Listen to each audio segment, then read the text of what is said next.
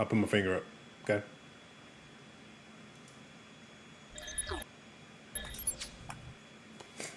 And welcome to another issue of Nerd Flow Podcast. It's your boy Young along with 1HeroGaming and Briario. And tonight on issue 187, the Merc episode, but we ain't murking nobody. We got a special guest. I've been following this gentleman, subscribed to him on Twitch for a while. I think I started like late in the year, late in last year or like beginning of the year. But his streams are full of positivity. He's a dope freestyler. I can't go, y'all know I'm a hip hop head, so I can't go without like if you sub or follow his channel, he instantly breaks out in a freestyle, which is one of the dopest things I've seen any streamer do. The artwork you see on his screen is his creation. And like I said, he's one of the most positive cats I've run into in streaming, and he interacts with everyone. So I would like you guys to welcome One Hero Gaming to our channel, to our show tonight as we interview him.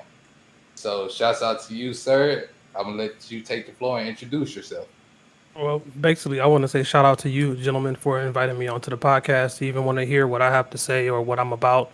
It's definitely appreciated. I'm eternally grateful for it, and I look forward to being able to, I guess, get to know you a little bit more, to know a little bit more behind Nerdflow podcast, besides just young Jeanette as well. And I appreciate what you guys are doing for creators of color. Funny enough, since I've been on Twitch, I've had more problems with creators of color against me for not being black enough, not being a father, not being hood enough, whatever it may be. So to meet other people that share the same skin color as me, that are looking to do something just as good or if not better than what I'm trying to do, it means a lot. So thank you for having me on. No Appreciate problem. that. Yeah, Yeah. So let's just get into the guts of things. How did you get into streaming, and just tell us your story. How did you get into streaming, and what has your experience been like? So I just came up on 2 years. I just realized it because I've had 2 subscribers recently resub for 2 years now. So that and alone in itself was crazy because I just came back from almost a 2 week hiatus, where before that I was on the verge of quitting streaming altogether. But I started playing because I was playing a lot of video games and I had a lot of cool moments happen offline playing Call of Duty. You wipe out a whole team or you do this spectacular play and there's nobody around to see it. And I was like, okay, cool. So I'm going to rely on Call of Duty's theater mode to capture my moments. Fail because most of the time it would cut out halfway through, the footage would be messed up, the audio would be messed up. So I was like, I'll try recording. My computer said, no, sir, I cannot do recording. You can find somebody else to do that job, just not me. And then I moved forward with trying to do streaming. And I basically had to go and sell a bunch of my old basketball cards to get a graphics card good enough to put into my current streaming PC that'll allow me to be able to stream from my console. So that's pretty much what did it. I was already gaming anyway, but I was like, why not see if this turns into something? Plus, with me doing comic book stuff like that prior, I found a way just to be more creative. And, a lot of people bought into my creativity with comic book stuff because of who I was, not because of what I was doing. So I'm like, well, if people believe in me or they think I'm not interesting or want to get to know more about me, then here I am. I'll try streaming out. That's what's up. That's what's up. It's cool. Mhm. Cool. Yeah, I know for me, I've been trying to stream. I just can't get my stuff together as far as my computer issues. But I know you just said you've had more content creators of color to be against you because feeling like you're not black, them feeling like you're not black enough. I've been in a bunch of your streams where I've looked like your hype train gets the crew, the stream gets hype. You know what I'm saying? Like it's always live and full of positivity. So like sometimes we're our own worst enemy. So just tell me what that experience was like for you, and like what made you feel like you needed to quit streaming, because like I could never see It, that for you. it's funny because nobody really ever could, and I had a lot more people that were upset with me for even bringing it to their attention that I wanted to. But since I've started, I've never been one to be quiet. I've been very outspoken. And I think one of the biggest things that I made the mistake of, and I still don't regret it, was speaking out loud about lurking. I said I didn't get it. People said, "Well, how do you not get it? It's lurking. People are choosing to support you." And I said, "Really? So what happens if you spent 2 years making your best CD ever, and then you three gentlemen work together making a CD, spend all your hard-earned time doing it because it's hard work. It's work, it's just like streaming is. You produce a CD, I buy it. You pass me 6 months later and go, hey man, what's going on? You bought the CD. What'd you think about it? I didn't listen to it. What do you mean?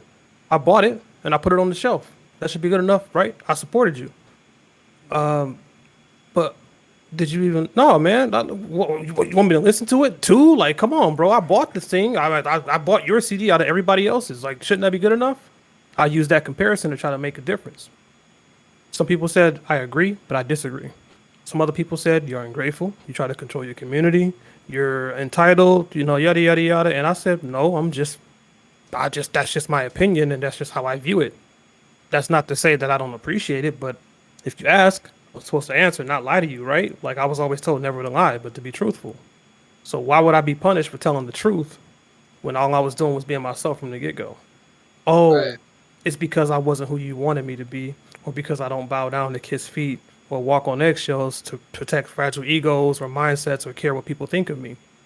That's just being a person living your life, if I'm not mistaken. So that was one of the biggest downfalls, apparently, of mine. Apparently, other people getting to know me and stuff like that. There's things that I tolerate. There's things that I don't. And I guess it was just a lot of things that I have aspirations with. A lot of things were just basically taken in the wrong context. From me being outspoken or me putting a lot of things that I try to do that I want to accomplish out there, it looks like I'm bragging or whatever. So I've heard it all, from private messages to being called out on stream, you name it.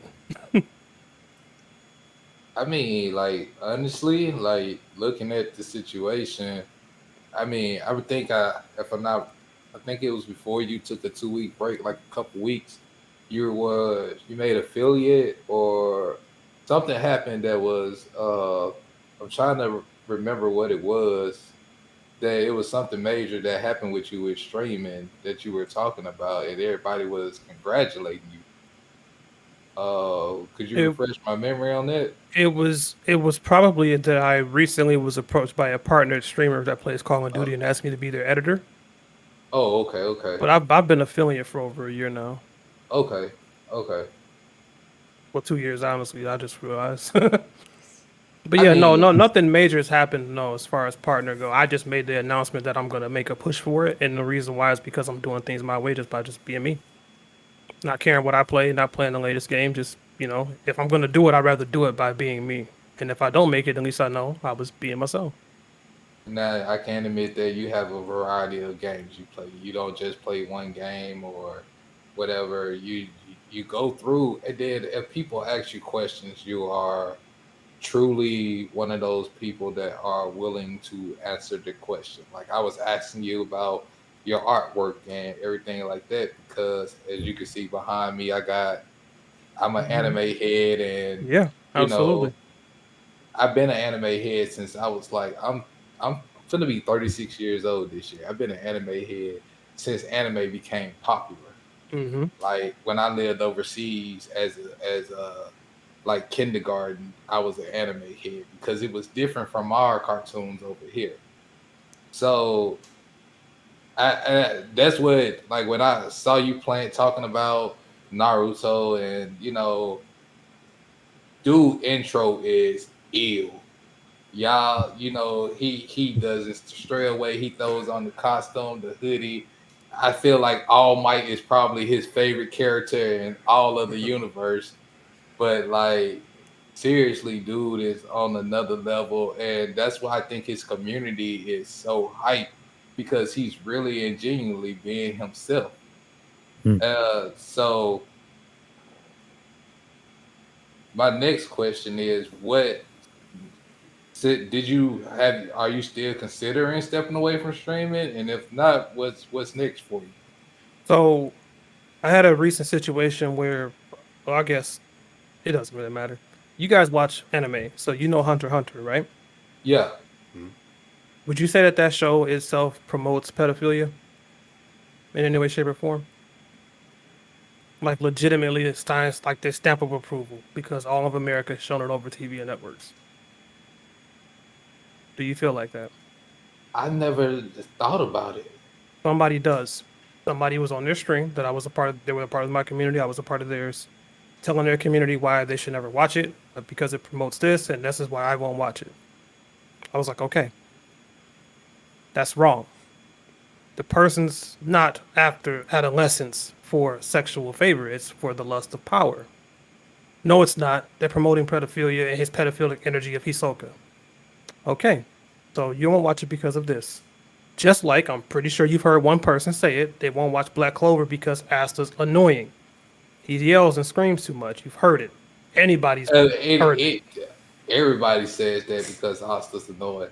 And I mean, anime period comes from a different culture than ours. Correct. Yep. And that's what I was trying to So explain. And it turned into this whole blowout, where I yeah, was accused of supporting pedophilia, and wow. that I was wrong for saying that. And I'm like, you can't compare a pedophile to a child, is what you're telling me? Okay, cool. But long story short, there was a longtime community member for almost 2 years. There was a mod of mine, left the community for whatever reason, I don't know. I've had a lot of people up and leave or give me reasons on, you want to be partner. I don't want to be partner. I want to just go with the flow. That's too much for me. I don't want to deal with you. You feel like you own your community, blah, blah, blah. There's been a list of people telling me what I need to do and what I'm not doing versus I appreciate you for what you are doing. But long story short with that, he took it and tried to run with it. I lost what three mods, four mods, and like four other community members to that whole situation. And it was really crazy that that happened, and I just didn't understand why. And I'm like, because I stood up to somebody that was giving misinformation. Because it's like, how does millions of people love a show like that if it promotes that? Just answer that question for me. No, you're trying to make me sound stupid. Am I though? Or did you discover that you sound stupid and now you don't want me to, you know? So when that happened, I was like, okay, cool. Then it came to another person having another issue, physically threatening people via Twitter, me via Twitter. And I'm like, wait a minute, hold on. I took a step back and I said, wait. So we're gaming, we're streaming, and people are taking this to a personal level. Why? Because I'm unbothered by your reasoning or whatever? Cool, sure, that's fine. If I step away, they'll go away. I step back, they go step forward. No, you go your way, I go mine. Don't continue to try to prove a point to prove that I'm this person you want me to be when I'm not. I'm not a bad guy. I know that. I can sleep at night. So all of that happened, and long story short, with that happening, people leaving the community, then trying to pull the community to their benefit, I took a step. I said, if you think it's that important, I'll take a break. If you take every the viewers, you take everybody, take it all. I don't care. I'd rather come back to 0 followers, zero viewers, so I could just play my games and enjoy myself, be out the spotlight. Um, then I said, if I can't get that, if they're going to continue to bother me, I'll leave it all. They can have it all. I'll quit because my happiness is far more important than status or whatever they think I'm trying to hold on to. Everybody said, if you leave, we're not going to leave. We're not going to go follow those people anyway. So then everybody's going to be lost without one of their favorite people because of a few jerks. So why do that to us? And I was like, okay, cool. I'm going to take a little bit longer break and see if I really want to come back mentally, physically, spiritually. And as I sat on the outside looking in, I started to see a lot of reasons on why I was targeted so much. And it's because of the viewership that I had and the community that I had. Like how you just spoke very highly of the community. People Yeah. want that. They want that. So they're like, if I take him out, I'll get that. It's like, no, they're here for me, not you. Like, Right. they're not even here for the game. They're just here for me because of who I am. If you can't produce that, don't take it out on me by trying to get them. Like, Find a better way to be you. And you've heard me say that to a lot of people. Greatness lives within. It begins with us, it ends with us, but most importantly is that it starts with us. But if you don't have it, that ain't my fault. So why take it out on me? And a lot of people do that. That's what I've dealt with, I think, the most is people are like, how is he getting it? I'm better than him. Then go be greater than me. But I'm not getting the results. What do you want me to do? I can host your channel. I can raid over to you. But if they leave, they leave. You can't come fight me on it. So that's what it was. But you only validating because this is what I wanted to get to the crux of.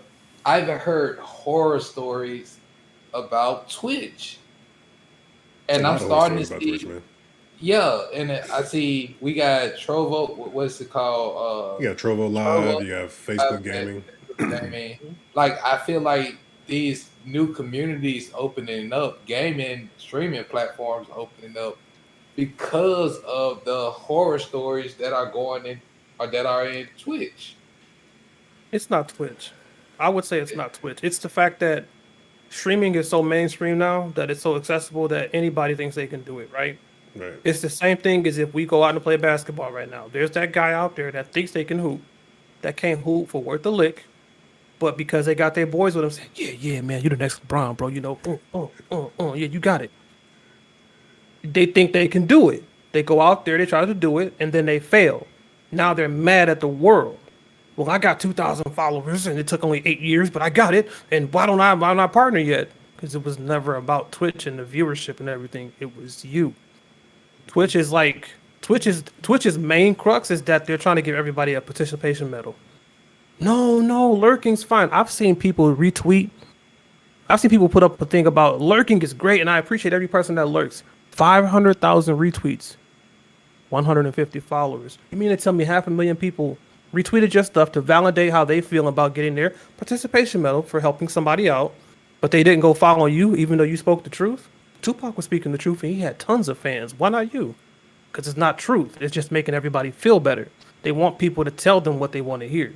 So Twitch is full of a lot of people that are chasing that imaginary clout, that imaginary, I feel good, I'm popular, I'm famous. And then when they realize, well, I'm not as famous as the next person, then they go into Kim Kardashian mode and they want to take them out to become the top person in the Hiltons.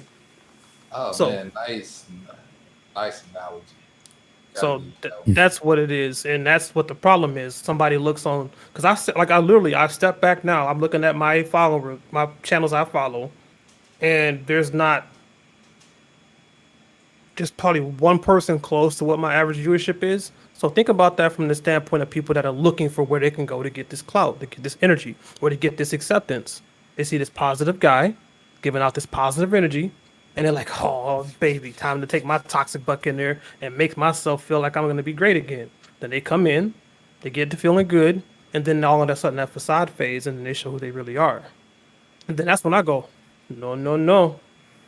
I hit them with the Gandalf, you shall not pass here.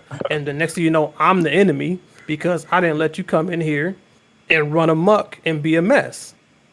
So and now I'm the bad guy. It's your channel. It doesn't matter. I'm the nice guy. And remember, they have an ego. They have a want, and I'm supposed to fulfill that want. So if I don't, then I'm the enemy. And that's what's happened so much. I had a person tell me because I want to be an influencer for brands and go to cons, I can't be associated with you anymore because I want to be regular. So they just, like J. Cole said, he want to be a small time villa, and you got bigger dreams. So you on another. If your dreams don't scare you, they ain't big enough. That's how I live my life. Like, why am I being judged by that? Oh, because you're viewing us as one and the same. We're not. We're cut from two different cloths. And a lot of people just don't want to hear that reality. I'm supposed to be the guy to tell you, yes, Young, you're going to be the greatest streamer ever. You're going to surpass Nick Merckx, Ninja, XQC, and everybody in the world. I'd be lying to you if I said that because we know it's going to be a very hard task to do. So it's not my job to fill you up with dreams. It's my job to inspire you to be the best you. Exactly. That's what I try to do. People don't want that. They want all of the things for the wrong reasons. And Twitch is full of this hopes and dream chasing mentality. And I think a lot of people that have been streaming for at least a year, 6 months to 2 years, or if they find that rut, they need to take a break, 2 weeks to a month, just step back and just watch Twitch as an outsider. And you will literally learn where you need to avoid, where you need to be, and what you need to do. And that's what happened with me coming back recently. It's really crazy that you invited me to do this because I had one other person that wanted to and I denied them. And I said because I wasn't fully ready. And then you asked me and I said, perfect, I will come back and I will gladly talk to you. Because it's so much going on. I'm talking about people like wolves in sheep clothing. Like everybody else thinks they're this saint. And they really aren't. Like I'm talking about I can pull out messages of stuff and people will be like, oh, not him, not her. Yeah. The person you've been like, oh, hallelujah, you're the greatest, is really a demon. Like it's crazy how the thing is with Twitch. But it's not Twitch itself. The management and everything, they can't be in a million places at once. It's the mods can't be in a million places at once. So it really is up to you when you sign up to be a streamer to protect your ground. Because if you don't stand for something, you'll fall for anything.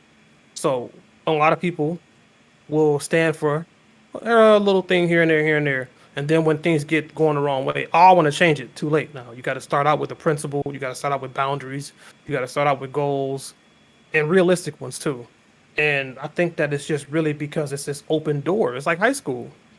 Everybody's like, come on in. And then you got those people that will be the valedictorian, the salutatorian, the 4.0 students. And then you have those that won't. But people don't look at it this way because it's streaming and it's easy to do. There's people right now that want to be in the NBA. Well, I can't be in the NBA. Why? Because I'm 5 foot. That didn't stop Muggsy Bogues or Spud Webb. So why come over to streaming and do this because it's easy? No. It's not easy. I want to do this. But what did you really want to do? Be a scientist. Why aren't you doing it then? People are using this as like a it's not even an escape or a retreat anymore. It's more like going for your GED. They got a real goal, a real dream, being a YouTuber. I don't want to do the editing and all this stuff, so I'm just gonna go stream.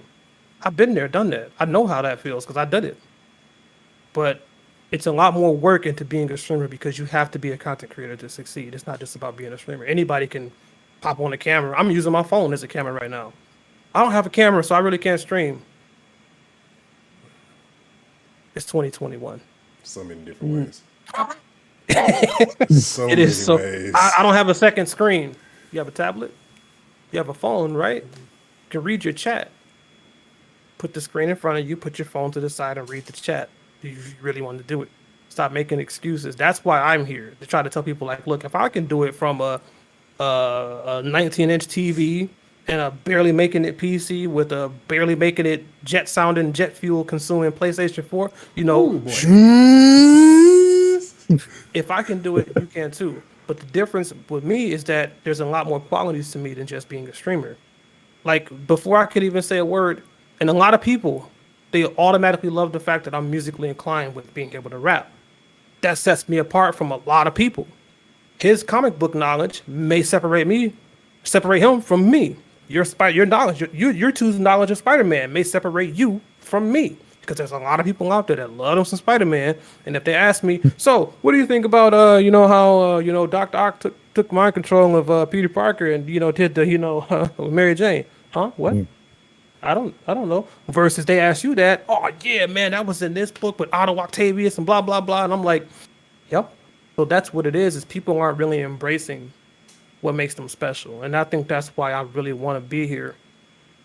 And I rediscovered what my purpose is. And it's like for the people that want to be with me, that want to listen to what I have to say, my job is to show you that if you're going to stream, it's more than just streaming. It's about embodying everything about you. The love of anime, the love of comics, the love of baseball, basketball, football, stocks, whatever. Stop just getting on here and just playing a game. Get on here and make that show of 2 hours, not 18 hours. I swear for God, the people that stream for 18 hours, 17 hours, 12 hours, I'm grinding. No, you are not. You are running up an electric bill. Stop it. 2 hours, 3 hours, because ain't nobody watching. After 30 minutes, they like, man, shoot, my normal show would have been over with by now. An hour would have been Game of Thrones and Walking Dead would have been over with by now. I'm done with you. I'm going on to the next thing. So stop doing all of that simple stuff, that stupid stuff, and really focus on what it is that makes you special, what it is that you like, what it is that you like to do, and do it. And if people like it, they like it. And if they don't, be okay with that. And not enough people are okay with that. Sorry about the long about way, but it is what it is. Streaming, it's about those that have what it takes and then have what people want, and then those that have what it takes but don't have what people want. That's really what it is in the story for me personally. Camera cut out, big dog.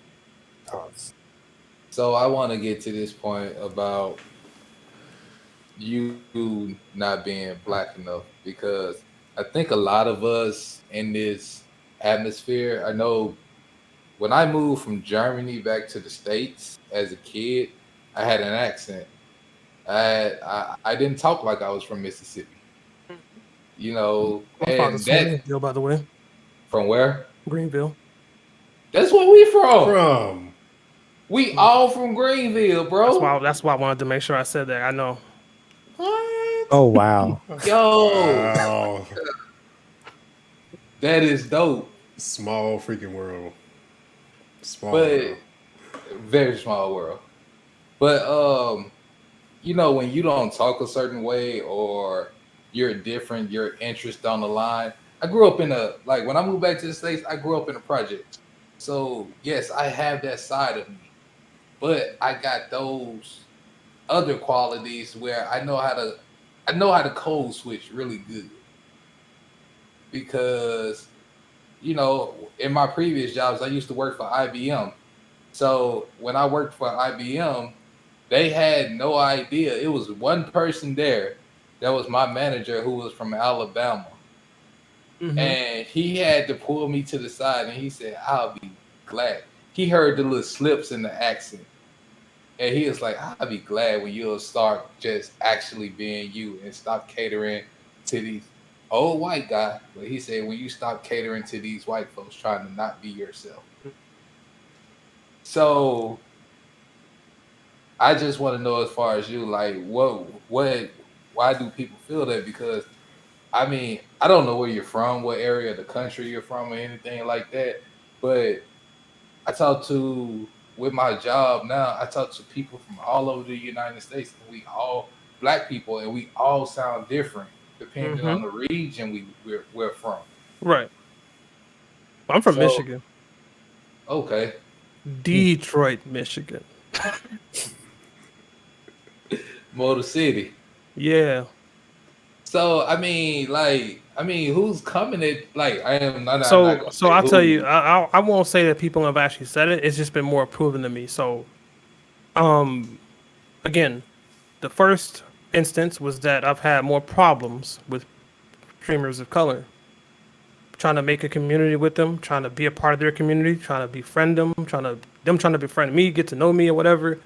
I think that just goes back to that whole part of it with this just being content creators competition. So the crawfish mentality of that, you know, one crawfish can get to the top, the other crawfish are gonna pull the other one back down. And then when it comes to reaching out to other communities, we all know how people can be very territorial. You know, this is mine, this is my stuff, this is what I built. You know, everybody has that temptation mentality. Ain't nobody coming to see you, Otis. They come to see me. So The David that's Ruffin mentality.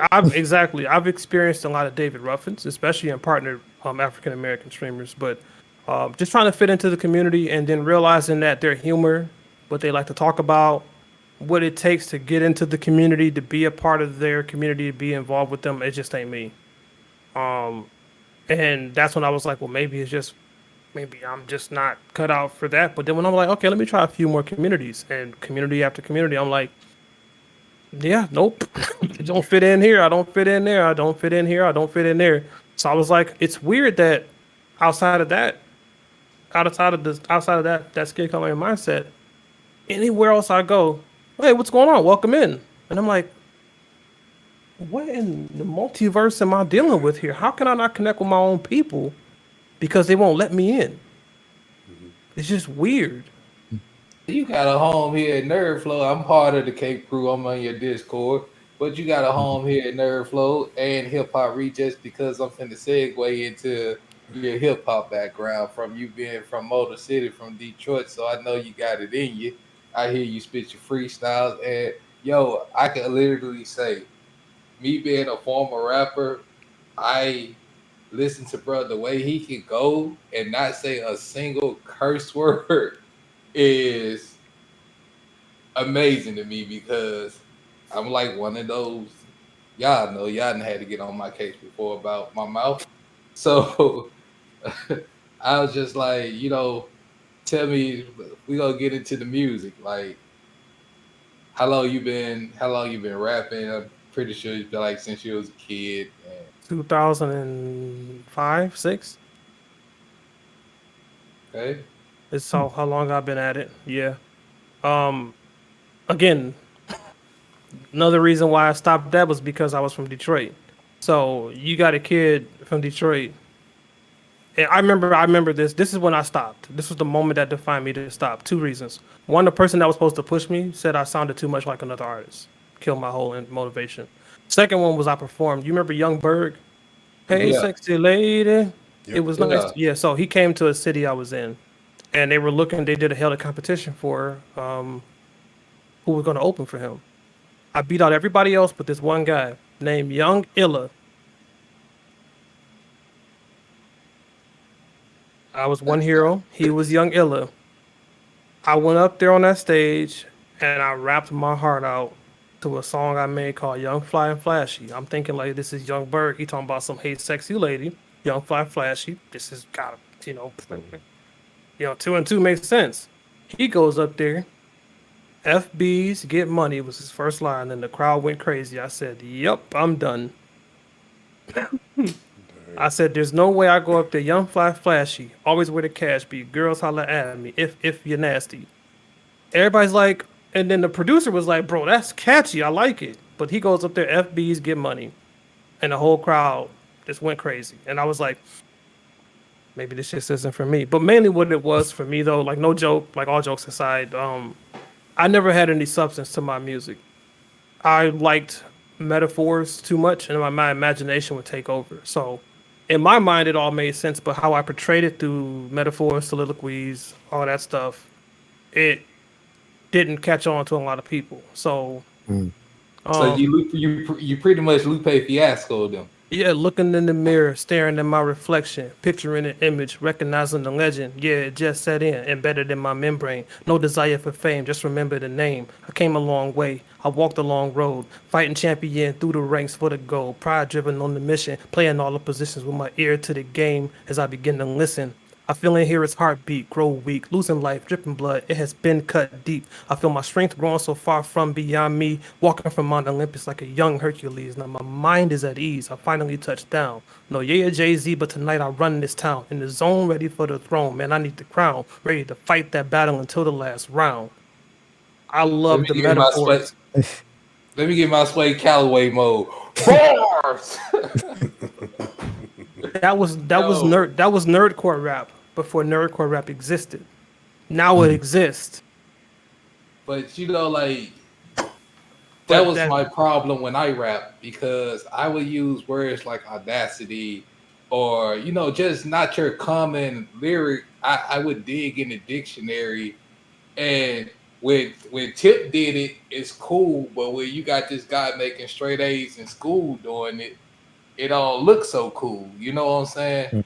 So, I mean, I stopped rapping because I felt like my music was good, but nobody wanted to hear what I had to say. And like, I haven't rapped in a long. So, but to hear every time I hear you, I'm just like, bro, just go.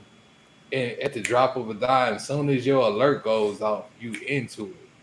You'll just warm up for like 3 seconds, and just start rolling. And I was just like, bro, drop of a dime. Like you put him in a room and say go, he gonna go. Yeah, well, that was a good 6 months when I first started streaming that I was doing that to myself.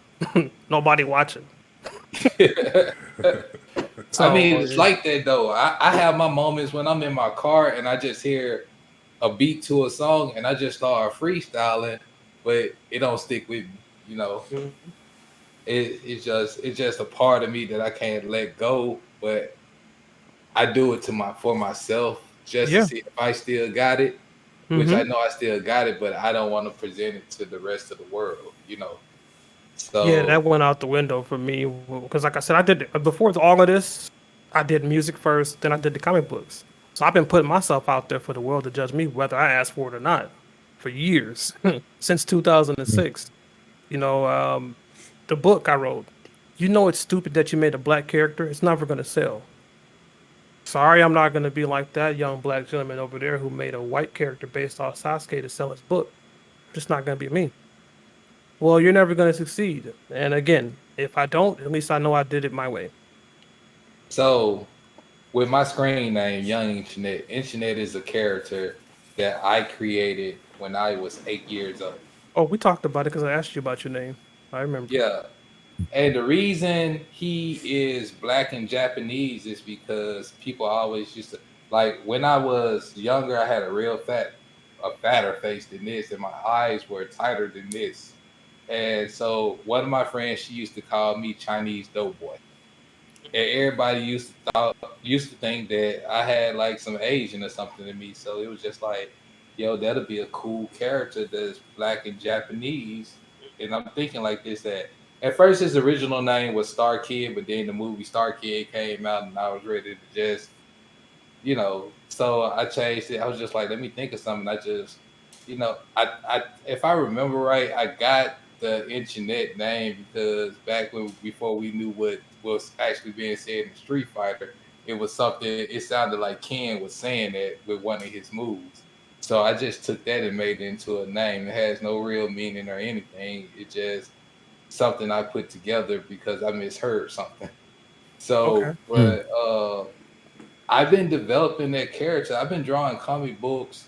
Like my boy Zach Cole, we had this crew we would call the Dark Dragons, and like we were drawing the comic books, and what it was, we all had powers from other comic book characters, except my powers were anime characters that they didn't understand.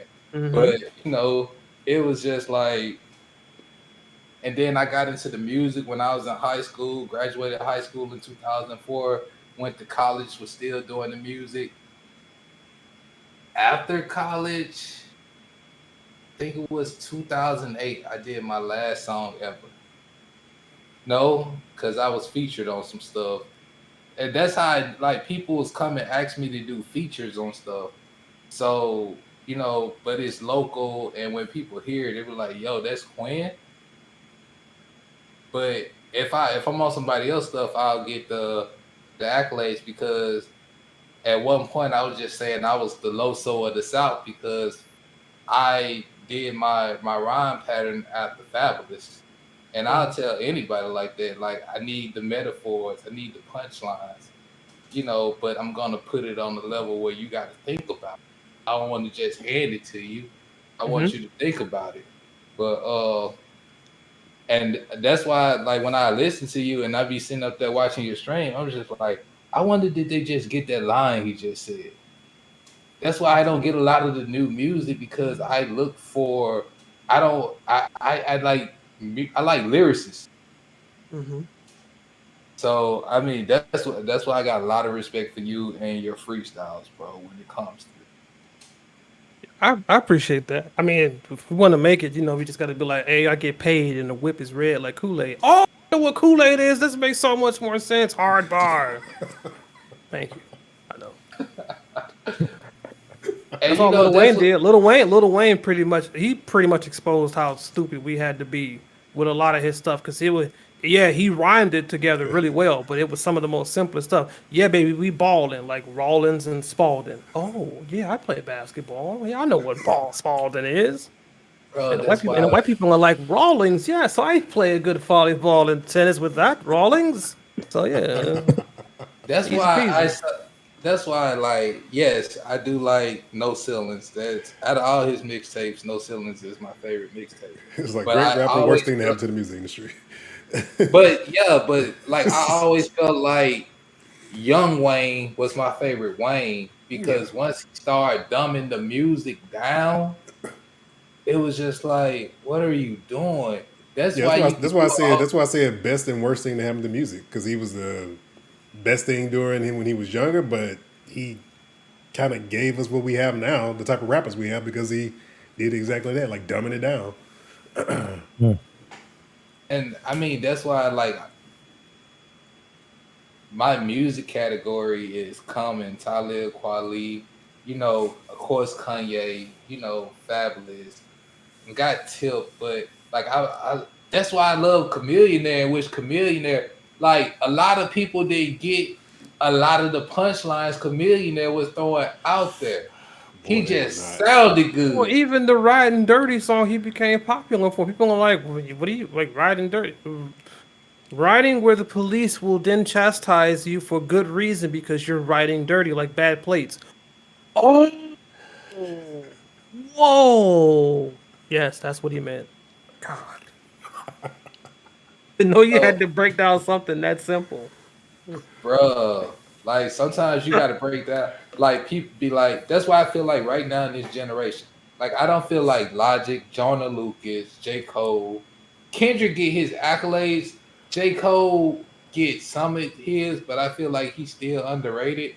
But Jonah Lucas, Logic, and Dave East, I feel are totally underrated.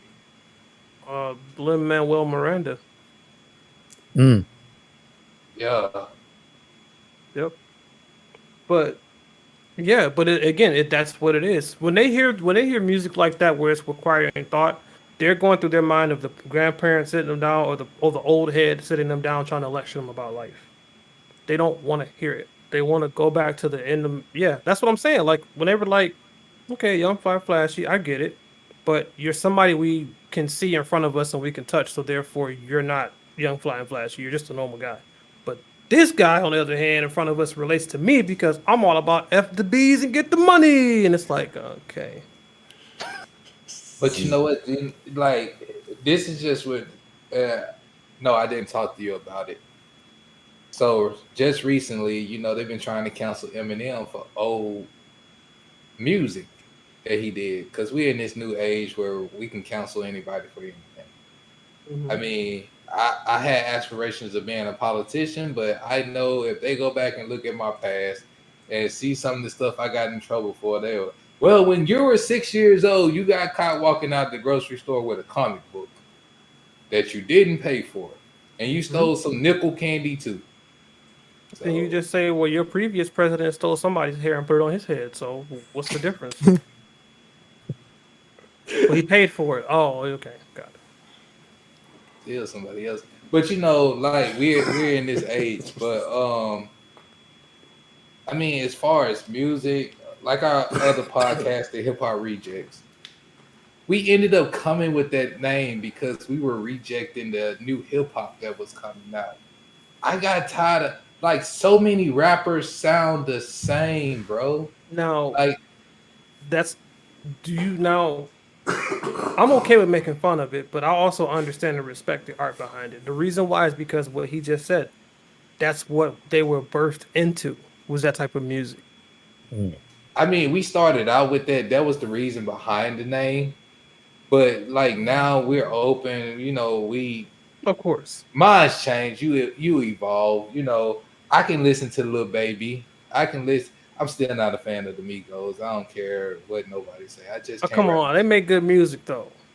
It's No, all the they sound they of it. make they make good music. That's I never was a Lil Boosie fan. I get. you couldn't respect the INDEPENT. He can I'm spell. a I'll give him Webby. that. I'm a Webby fan. I'm a Webby fan. I just could. Boosie voice annoyed me. He's a very good speller. It's literally it. But it was just like I feel like everybody entitled to their opinions Of course. about everything. So if I said people be like, you don't like Boosie, but like Webby, like I mean, I even though mean, the rap style was elementary, I I take mean neither. he Really. made huh. I said I take neither. I promoted for Webby when he first came out, and yeah, Boosie's his voice. Yeah, His voice was just annoying to me. I mean, Webby said red truck, blue truck, green truck, black truck, suburban excursion, that Tahoe, that lack truck. No in-depth bars at all, but it knocked. Okay. That's But some very also but so did Watch Me Yule It when it really went was Watch Me Do It with Soldier Boy. So I mean, exactly. everybody kept saying Yule It. I'm like, I don't know why we talking about Christmas like Maritai Yule It, but okay, Yule Do It, but it's cool versus Do It. So, I'm like, y'all gonna sit here and just make a fool of yourselves and then okay, cool. but I feel like he even started saying Yule because everybody else He started did. Well, he had no choice. He didn't know what he was saying. He was trying to kiss somebody through the phone. You remember? So saying, yeah. Like Soldier Boy wasn't one of the ones I caught on to either. But I mean, I ain't gonna hold you up I too don't much think intelligence caught on him either. longer, man. I think I But no, like I was from Detroit, man. So everybody wanted to know about the hustle, and I wasn't from that. So that's why I wasn't black enough in that area. I had both parents in my life, even though they weren't together and stuff like that. But I'm like, look, so and then another part of it too was that there was this lady that got up there and she rapped about her hustle, but she rapped about how her struggle through life of not being able to be pretty enough. She was a big girl, wasn't the prettiest, but her flow was solid. I'm talking about like Queen Latifah solid. And everybody that was like a music head was in the room going, "Yeah, she got it." Everybody else was like, "Can you bring back Young Ella with the bottles and the women?" You know what I'm saying? And it's like that's just the problem when you go out into the world is that there's so many different aspects and directions things can go, and it's the same thing. They can go right back to Twitch. You can make your music because I mean, there's a lot of people out there that probably feel the same way like you do. They refuse to do things the way that they have to succeed. Do you know how many times I've been told that the reason why I'm not going to blow up is because I won't commit to one game? Yeah, that's something. It's true though. this. It is true. I can tell you right now, off of Twitch hand, Trump. of the five partner streamers that I follow, they've said it multiple times on stream. Oh, when Animal Crossing came out, I used that and got partnered within a year. I mean, I played it, but I played other games offline. I kept my stream short. I played that game and somehow it took off for me. Apex Legends, back before Twitch was mainstream, it was come by for the new Monday Night SmackDown of Joe Schmo, Raymond's Wrestling Federation, where you create your wrestler. Just subscribe for $5 a month, and you can subscribe, and you can be a wrestler. But yeah, you come and do that, so you get your 75 viewers by people coming in, creating their wrestlers, and watching their wrestlers do that. NBA 2K, Call of Duty, Apex Legends. Those were the games that partnered people, and you stick with the one game, become that person to do that. But the problem is, it's so mainstream now. You can't play those five games because everybody is being Buddy, told to play those play those five games. games. So you go out to do your own thing, and yes, it's going to take a lot longer. Oh, we'll go do social media. TikTok's for your personality. If you're not the main character in your life and in your story, don't go to TikTok because it's not going to work. Instagram, do you live a lavish life or live anything close to where people could be fooled to think it's a lavish life? Good luck to you. YouTube, do you want to edit? Edit, man. How do you edit? Yeah, then don't worry about YouTube. So now your limits are down to I'm just gonna stream. I'm gonna round it out via streaming. Cool. Twitch has zero discoverability. People can type in your name if they know your name, but Twitch is not going and funneling through and recommending various streamers to you. Right. So And the way I read across you was recommendation from our other podcast co-host, Dope Gamer, and he mhm. was just like, "Yeah," I was just like, "Yo, y'all show me some." I was new to Twitch, and they was just like, I was like, "Y'all show me some streamers to watch." And he was like, "I got the perfect person for you to go and watch." And he was just like, I promise you, you'll like him." And I came, followed, watched a few streams. I was like, "Dude, dope. I can get with this. I like this atmosphere, and I can literally get in here and talk anime with other people that know anime and watch a dope game. Like like you brought up old school games you'll like to see remade. We talk about that all the time.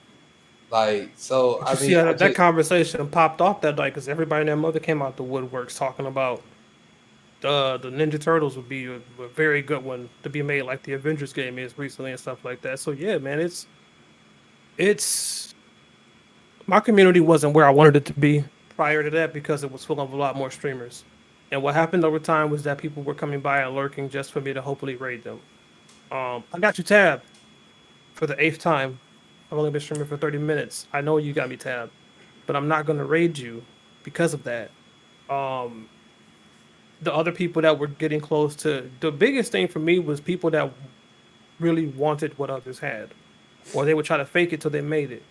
And that was probably my biggest thing was that I was trying to find a balance on how to be a nice guy, to continue to be the positive, uplifting person, but to where it was beneficial. And what I really realized was that I looked at it, I'm like, I had over 150 people in this Discord, 140 streamers.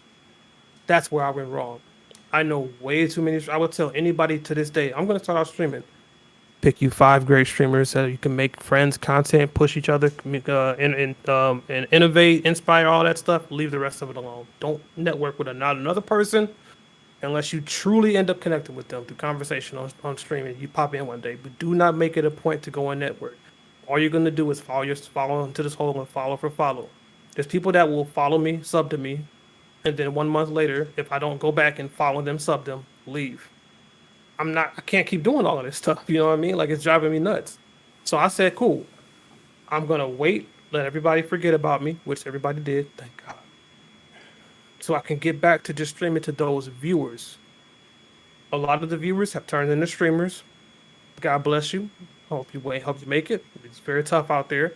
Um, that's why it's harder to make partner, by the way, too. A lot of the viewers are becoming streamers, or because I've asked a lot of streamers too. When did you start streaming? Oh, I watched this one streamer and I loved him so much I thought I could do it. Really? What did you want to do before that? Be a scientist. You just gave up on being a scientist because you watched this person and said, "Oh, streaming's easy. I can do that too." Oh, it's I hard. Too many Indians, not enough Chiefs.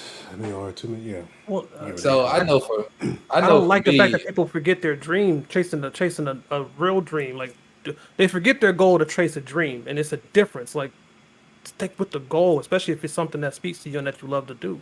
Right. and it's like I see you guys, and it's just like I wanted to stream so bad. I'm not gonna lie to you, I really wanted to stream, but now I just want my gaming PC not to stream, but to play games with people that I know that are into the PC realm. And because I've been strictly console most of my all of my life, so I'm just trying to get into PC gaming, and just to be able to do my podcast and stuff. I feel like being on not being on Twitch as a streamer, but as a podcast. So Yeah, yeah. I mean, I'm not a good gamer. Like you put me on Street Fighter, yeah, I could play Street Fighter all day. I could play Dragon Ball games all day.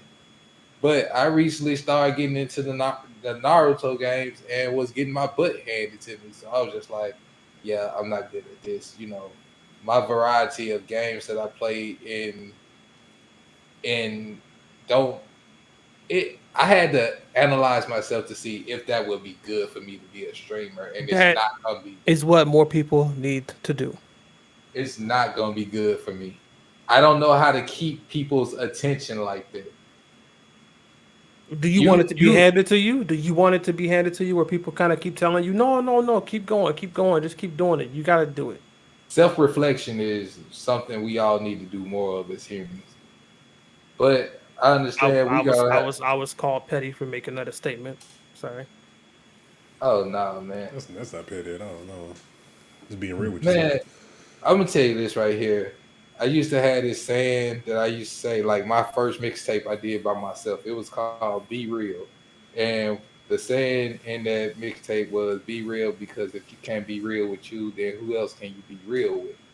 You had to stand in the mirror every day. I had to stand in the mirror every day and break myself down and then build myself back up. Because if you don't analyze yourself and see what your flaws are, what your strengths, your weaknesses is, you'll never grow. So I have to attribute me doing it to a lot of people in my life. And then when I see someone else doing the same and telling people the same thing, I'm just like, this is a like-minded person. So, you know what I'm saying? Your energy that you were throwing out was what kept me coming back to your streams. So, I mean, I salute you for that, sir. And you know what I'm saying? Like I said, you're one of the most positive people I know that's in streaming and got some of the funniest commands. So, like, bro got some crazy commands, and it was just like I see all of that, and it wasn't just me saying no, I can't be on that caliber. It was me saying with everything I got going on, do I have time to build that? And I had that's a reflection. I don't have time to build that. I'm too busy trying to build podcast and run my other business and do my job. Right. Think about it. If you So came to my stream one day and I was like, all right, guys, I'm taking all the commands out. I'm just going to focus on being just a straight up professional Call of Duty gamer. You'd be scratching your head. You really would be scratching your head. But if I said from now on, this is only going to be a stream dedicated to music and anime, you'd be like, makes sense. That makes sense. Because it's self reflection. Like, I literally, when I first came back, I wasn't playing games on stream. Why? Because I noticed that what brought people in to talk was talk, to communicate, to interact with me. So why would you not give that? And a lot of people hide behind gaming instead of facing the music on what is it that makes you special. If you feel like trying to stream and talk about snails is going to be embarrassing for you, don't talk about snails. Talk about the things you love. Make your stream be the extension of who you are. Don't sit up here and put on a Superman shirt when you're really a Batman fan. Because you know everybody likes Batman more than Superman. Oh, because Superman's a Mary Sue. If you like Superman, you like Superman. And like you said, self-reflection, self-inflection. That's why I always try to speak on, guys, look, I am going to continue to be this way. You're going to either like me or you're going to hate my guts, but I will not change. I will grow and evolve and I will adapt, but I will still have the same core to myself as I grow and change. A lot of you need to do the same thing. Believe in yourself. And if you don't believe in yourself, take time until you do. Take time until you find what you love. Take time until you find what you want, what you need, because that's what makes things special. Anybody can get on here and play a video game and just sit here. Oh, oh. But not once did you say, hey, y'all, this guy's a phenomenal gamer. Did you? hmm. You never did. It was about who I am and what I put out there as far as being me.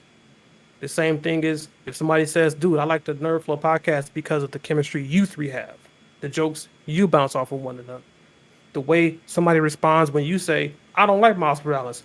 What? Yeah, I like the way he responds when you get into that because you guys are crazy and you have a good time and your chemistry. It's not about what you talk about, it's who you are. We are the creators, but we also are the content. Correct. So we ain't gonna keep you too much longer, Hero. You like me, you gotta get up early in the morning. I get it. If I you mean, want, I warmed out my welcome. I get it.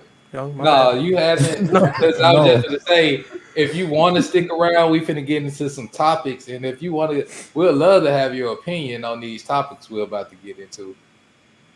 I mean, you know, do you want to stick around? I would love to, man, but I really can't because it's my first day back off the vacation, so my time clock is already all over the place. I know I'll be waking up at 3 o'clock in the afternoon, going, "Am I on time? It's 3 a.m. I got time to sleep." It'd be late. It's all get up. Man. So, but I do appreciate you coming through, man. I will Truly, be truly shooting appreciate through it. the next. Really do. I'll be shooting through the next stream. Hopefully, I can shoot through the next stream. You do, You like I missed the said, last two. I've been like when I say I've been super busy No, and I know, I know. my family, but You can't again, say that because you were there in the stream. Remember? I was just yeah. joking with you. Oh, see, I told you things been going on, man. My mind everywhere, but I had enough of I had my mind right because I really wanted to do this interview with you. So I wish I appreciate it. I really do, man. Like the last few months, I've been helping out a lot of people behind the scenes, like being an unsung hero, and only 2 people have made it public. Like, as in just showing some kind of form of appreciation or admiration. I've had more people that will say it behind closed doors, but not put it out there, and that's how I know it's fake and not real. So the fact that you were even willing to do that, and just to have another person that has something that they create, another creator decide to share nice words about me, because when you can view me as competition, it means a lot, and it's truly important for me because I've been trying to build it where we're far away from the day where one person can do it on their own. true, If they're gonna make it, it's gonna take a tribe to build the village, and people don't want to believe that. People think, oh, you're just because you're the most popular when you're trying to do it. If I'm the one that leads it, doggone it, let me lead it and get us across the water. Once I get us across the water, we build. Well, no, I want it to be me. You can't even lift up 2 pounds. That's besides the point. I feel like I should do it. All right, go ahead. 2 years later, I could have been carried across the water. We could be going, but your pride, your ego won't let it go. So that's what a lot of the people and a lot of the streamers are. They're all so self-centered and self-focused, and they don't want it to be somebody else. They want it to be them, even if they're not capable. But if they get to the right area, they can farm their ground, they can farm their crops, and then be profitable. But that's Everybody plays a neither- role. Everybody right. plays a role. and we You don't gotta know know who your it could role. be. Yeah, tomorrow it could be one of y'all that pops off with one random post, and next thing you know, you're on the top cover of Times Magazine, or you're the next partner streamer. You don't know that, but to say it's got to be this way, no, it doesn't. I And mean, that's everybody's important. Everybody's important, and everybody has a pivotal point, key role. Absolutely. if you look at me and Royalty, we've been podcasting 6 years, right? 5, 6 years, yeah. 5, 6 years. I learned early on I don't have the voice that he has to be the host. So I learned that wasn't my role. That's his role as the host. Mm-hmm. I can fill in when he's not feeling well or something like that. But I know my role is to work and gather content and gather guests and do that. Like everybody has a part to play, and I don't have to be out front, standing in front, in order for myself to be important. And I'm the shy one. That's the thing. That's the crazy thing. But he has a better voice to announce things. I don't mind being out front, but if I don't need to be out front, then I don't need to be out front. Yep. You know, you can hear his voice. He sounds better than me. I got this weak voice. Now I can get down and deepen it a little bit. You want to know something funny? I'm sorry. I happen to just look over at my Twitter, and there's a very prominent anime streamer, and talks about it, father and everything. Proud dad moment. My son is addicted to Hunter x Hunter. What that show promotes. But I'm like it's. If you don't understand the Japanese culture, then you shouldn't. I've always What father would post that if you know what I mean? Like, do you understand?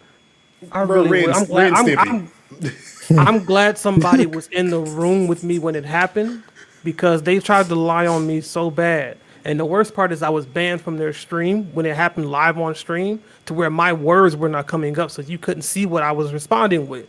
So they really ran with that to lie. And I'm like, you're telling me Hunter x Hunter really is built like that, and you gonna have people believe it? Nah, no. And then after that day, so many people were coming out of left field about Hunter x Hunter, and I'm sitting there going, you look stupid now, don't you? My thing is, you could say anything about anime. Oh, it's overly sexualized, or you if you don't understand the culture, you really shouldn't speak on it. After they just had a big conversation about I hate anime fans sometimes because they're gatekeeping. But you know what? Never mind. Now, Like I said, what, you'd be surprised, man. There's a lot of people in the streaming community that I've encountered that just really, I wish you guys really knew who you guys were in cahoots with, man. some of you, like even you, young man, I just wish you knew some of the people you rubbed elbows with and rubbed shoulders with.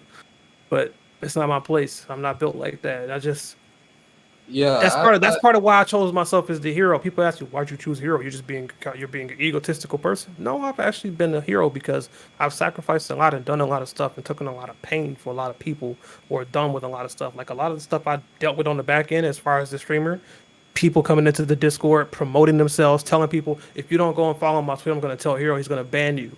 He's gonna kick you. People misusing my name, but I have to handle it behind closed doors to not crumbles. You know what I'm saying? Like there's so much I've had to. I mean, So me that's personally, why I wanted to quit. That's why it's because there's so much people don't know that even if I brought it out to the light and said, "Hey, young, this person, hey, yo, this person," you'd be like, "Oh man, I don't know, I don't want to get in the middle of it, or that just seems bad," or and then I'm the bad guy. So I have to stomach all of this stuff. I can only talk about it lightly between here and there because everybody doesn't want to get the illusion broken of I'm one hero, the positive guy. I have to keep this facade, even though people are trying to break it down. well, And I I have know. nobody to help me but me. You know what I And the mean? thing is, I understand we all human, and we have these points where we have disagreements and things with everybody. I was new to this community, so when I first came into your stream and when I first came into a lot of other black streamers, I said I came into here because I want to support black streamers because as a black content creator with podcasts, I know what it's like to not have your own supporting you. So what I wanted to do is come in and support black streamers. Yes, I've befriended some of them, and when I jump in, they conversate with me and whatnot, and I hear things behind the scenes and stuff. But I do this because I don't want anybody thinking I'm playing a role in anything. Of course. Yeah, Of because course. I'm not. I'm not. I don't talk about people behind their back. If I have something to say to you, I'm going to say it to you. So Yep. I'm like I said, I'm 35 years old, man. I ain't never been scared. Only man I was scared of was my granddaddy when he grabbed the belt. I ain't never been scared of nobody else walking. And that's how I am. That's why I say most of the stuff I've had people look at me crossways or get mad about is because I spoke out. I'm like, Uh, what's the worst you gonna do? Unfollow me, ban me, condemn me? Like, okay. I mean, but and I don't. And you've been in most of my streams. I don't say anything out of pocket. I just keep it real most of the time, and it's hard to not keep it real. That's just how you're supposed to be. I feel you. But Ooh, I we. won't hold you up. I'll get off my soapbox. I appreciate it, man. Hey, yo, man. Like again, I said we appreciate you coming through. I like I said, your energy is infectious, bro. Like you like I really feel like sometimes if they were still doing anime blocks, I feel like you'd be one of the perfect people to like host one of those anime block shows. Because you with the right budget, I feel like you'll just turn it all the way up.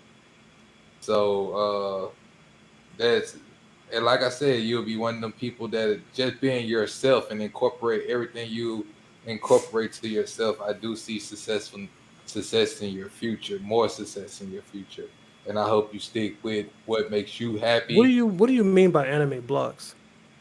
You remember back in the day how they had like like Toonami, and you had Tom hosting Toonami, so just having a human host instead of animated host.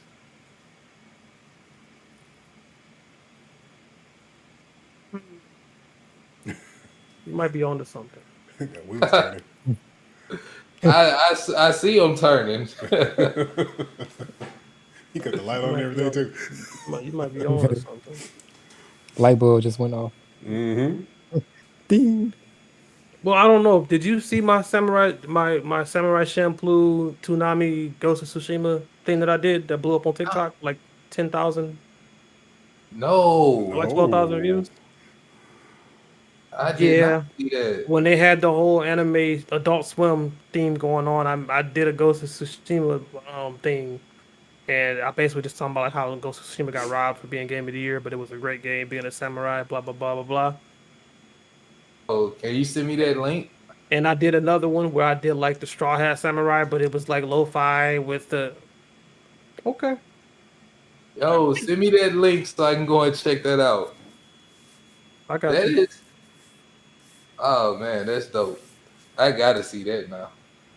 Yeah, cause I do that stuff, man. Cause it's me and my homie Evo. I don't, do you know Evo Alpha?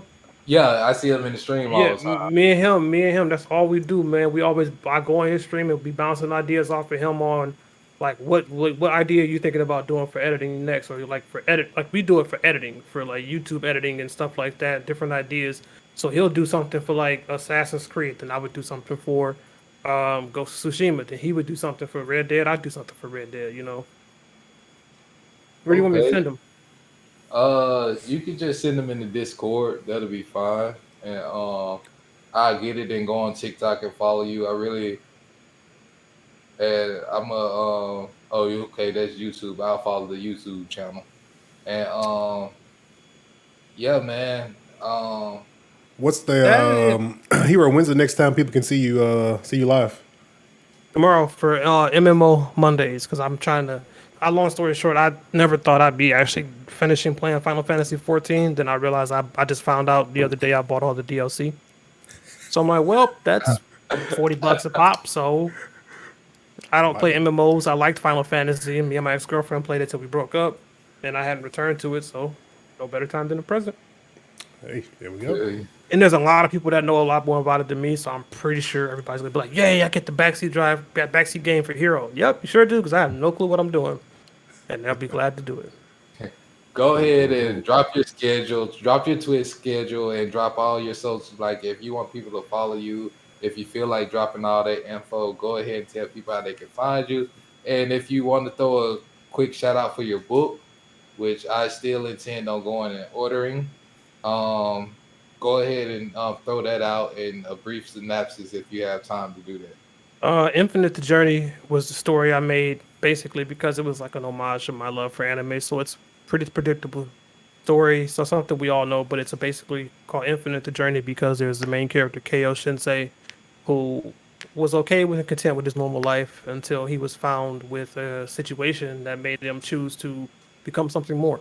Because as being infinite, you never place limits upon yourself. So he goes from being a farmer to becoming a potential guardian to help the other guardians of the world save the world from impending doom. That's pretty much what it is, but it's mainly about just like the main thing I focused on that I realized looking at it now was the character interactions between the different personalities. You've got the outcast shinobi from the Rising Winds. You've got the over joyful, hasn't really had to suffer or deal with anything princess from the Mystic Mountains. You have the bullish, prideful character from the Burning Sands, the prince from the Burning Sands, and then you have the ever wise but doesn't know enough that needs to open up to be more, to learn more, to live more, sage from the Seven Seas. And then you have the very enclosed leader of it all from the Pride Lands as their leader, and then you have the misunderstood villain who doesn't want to be understood, but also wants people to understand him. So he's being that kind of difficult person because he wants to do good, but wants to go about it the wrong way. And then you have the main character who's like, "How the hell did I end up here? And what am I supposed to be doing?" And it's like, well, that's what you're supposed to learn about. That's the part of the journey. So yeah, that's pretty much everybody in the nutshell. Cool. And All then right. yeah, One Hero Gaming, twitch.tv/One Hero Gaming. All the links to all my social medias are there, from TikTok to Instagram to YouTube, Twitter. They're all there. If you want to follow those. And lately the stream schedule has been Tuesday, Thursday, Saturday, Sunday. But it's in the midst of being changed now to incorporate something like MMOs being into the schedule, and then the game of the month has been Marvel's Avengers. Okay. Gotcha. Because All right. T'Challa's coming home. We going home, baby. Come August the 17th. 17th. Yes, That's sir. right. As long as Forrest Whitaker's not there messing up everything. The Black Panther. No, get out. You're horrible. Your accent is horrible. You don't never. You did not need to be in a movie. You can be stripped with the powers of the Black Panther. No. Nope. Him and The first I heard going Forrest Whitaker. I couldn't stand it. I'm like, nope, the Black Panther. Like you tried so hard. Like y'all paid him for that. It's better if we got to deal with Angela Bassett. Shuri. Like no, y'all both did bad. Deny, and freaking Chadwick and Shuri were okay. Except Shuri every 5 minutes, colonizer. Okay. And then I went to go see it with my white friends, and they're sitting there in the theater with Michael B. Jordan going, "Yeah, we gonna kill them all." And I'm like, "Guys, we all don't feel this way. I promise you, we don't.